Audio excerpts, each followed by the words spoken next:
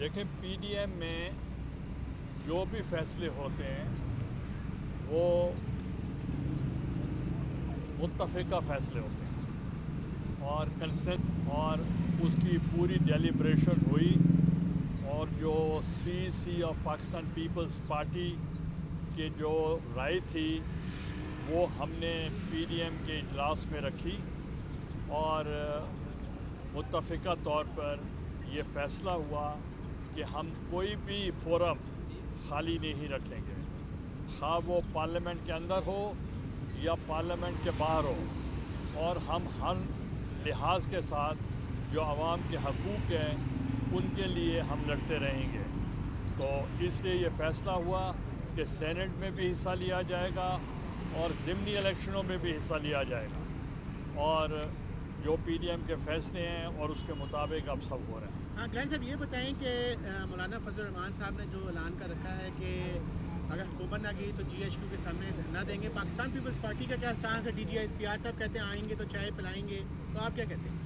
तो वो क्या कहते हैं मौलाना साहब कि जीएचक्यू के सामने धरना देंगे अगर मुतालबात कौन से हुकूमत गिराने के हवाले से?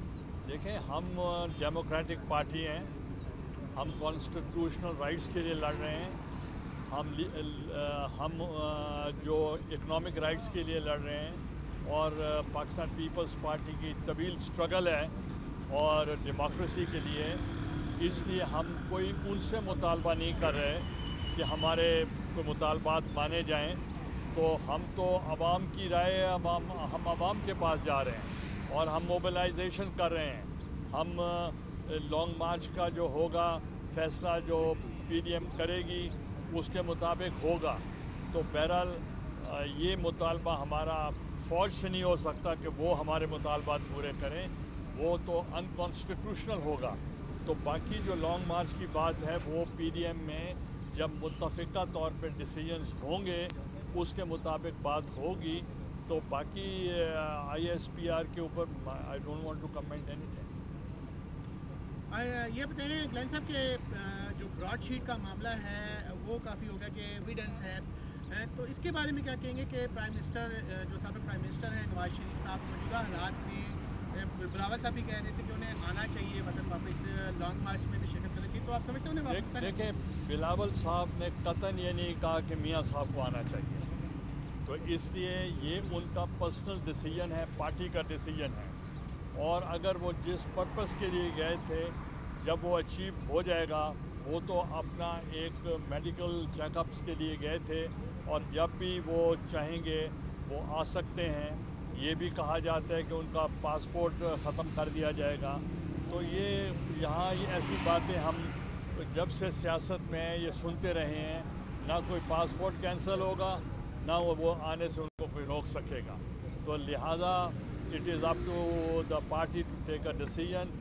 ये मियाँ मोहम्मद नवाज शरीफ साहब is the best choice to take a decision कि कब उनको आना। अच्छा गिलानी साहब, आप बीइंग सीनियर पॉलिटिशियन भी हैं, जैसा कि आपने बताया कि अब फैसला हो चुका है कि सेनेट में भी जाएंगे, इंतखाबात में हिस्सा लेंगे और ज़िमनी इंतखाबात में हिस्सा लेंगे। उसके बाद ज़ाहिर है अक्सरियत हुकूमती जमात की आएगी, तहरीक इंसाफ की आएगी। तो उसके बाद आपको नहीं लगता कि ये फैसला दुरुस्त नहीं होगा कि अगर आप इलेक्शन में जाते हैं और तो फिर उसके बाद आप तहरीक चलाते हैं तो हुकूमत को घर भेजते हैं, तो फिर सेनेट में तहरीक इंसाफ आपको टफ टाइम देती रहेगी? तो लगता नहीं कि पहले फैसला होना चाहिए था हुकूमत गिराने का सेनेट से पहले? पहली बात ये है कि हुकूमत गिराना न गिराना ये आवाम के हाथ में है और उसके हमने जो बयानिया था पीडीएम का उसमें कैटेगोरिकली कहा गया था कि हम तमाम ऑप्शंस इस्तेमाल करेंगे। वो पार्लियामेंट का फोरम होगा उसको इस्तेमाल करेंगे, अदम इत्माद होगा उसको इस्तेमाल करेंगे और असेंबली के अंदर भी और बाहर रैलीज़ भी करेंगे और उसके अलावा जलसा आम भी करेंगे और सिविल सोसाइटी के लोगों से भी रब्ता किया जाएगा, जैसे लॉयर्स हैं, जैसे वो लेबर है। और इसी ही तरीके के साथ आप देखेंगे कि जो हमारे जो कारोबारी लोग हैं उनके साथ हम राब्ते में हैं स्टूडेंट्स के साथ राब्ते में हैं और उसके बाद जो कोई मुनासिब टाइम होगा पीडीएम डिसाइड करेगी कि और ऑप्शंस कौन से इस्तेमाल करने हैं।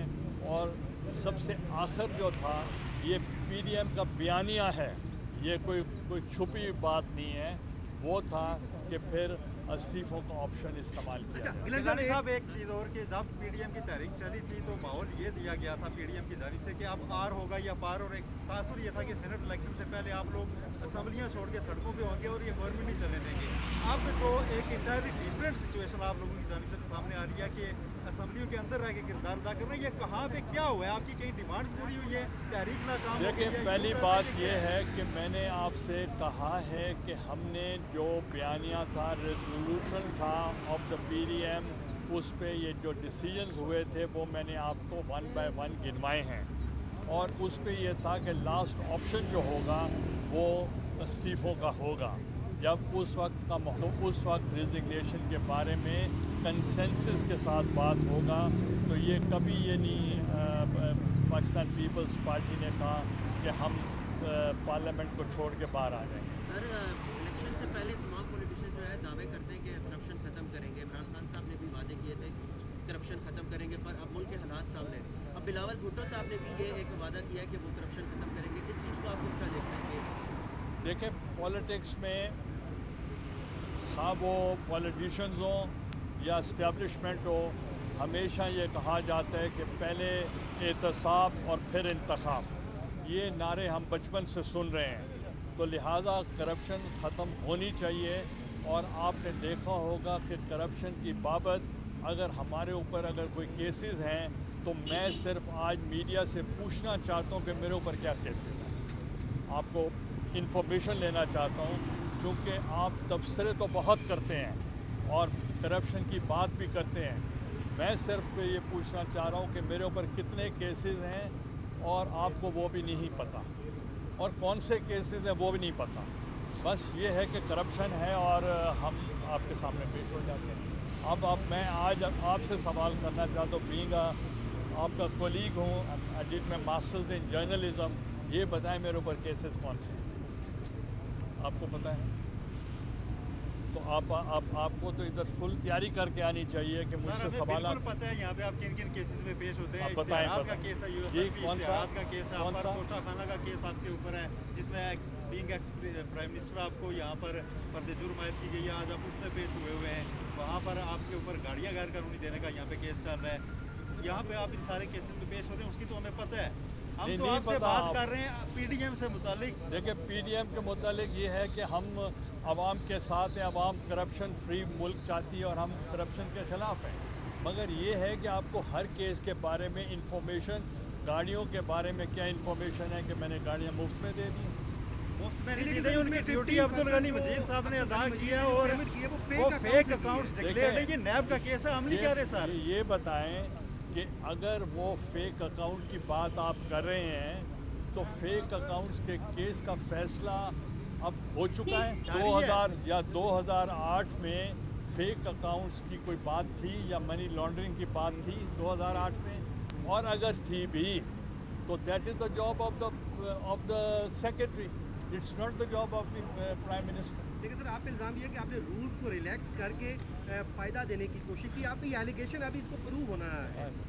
तो रूल्स रिलैक्स जो हैं वो मुझे रिकमेंड किसी ने किया होगा तो मैंने किया होगा, कि चूँकि मेरे किसी मुंशी मैनेजर ने तो नहीं किया।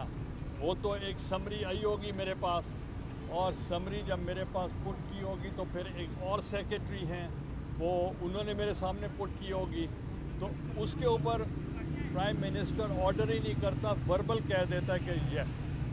तो अब उसके लिए अगर यहाँ साबित हो जाए कि हमने रूल्स को फॉलो नहीं किया तो फिर तो गलत काम किया हमने।